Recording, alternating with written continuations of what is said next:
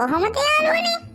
ඔයා බලනවා ඇතිනේ මම මේ කොයිද ඉන්නේ කියලා. මම ඉන්නේ අද්භූත වනාන්තරයක් ඇතුලේ. පෝලන්තේ.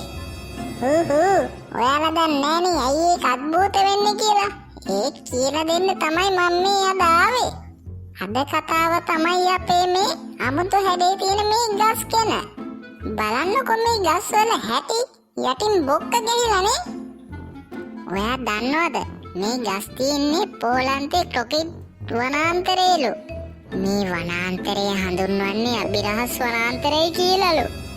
ඒ ඇයි කියලා ඔයාලා දන්නේ නෑනේ. ඒ ඇයි දන්නවද? මේ තියෙන අමුතු හැඩේ මේ ගස් වලට කොහොමද ආවේ කියලා තාම හොයාගෙන නෑලු මෙයාලා. කොච්චර දියුණු වුණත් ඉතින් මේක හොයාගෙන නෑනේ. ඔයාත් හිතලා බලලා කමෙන්ට් එකක් දාන්නකෝ බලන්න මොකද වෙලා තියෙන්නේ කියලා බලන්න මේ ගස් වලට. එහෙනම් අපි අලුත් වීඩියෝ එකකින් හමු වෙමු. අපිව සබ්ස්ක්‍රයිබ් කරන්න. නැත්නම් දැන් ඇවිල්ලා මම බය කරනවා හීනෙන්.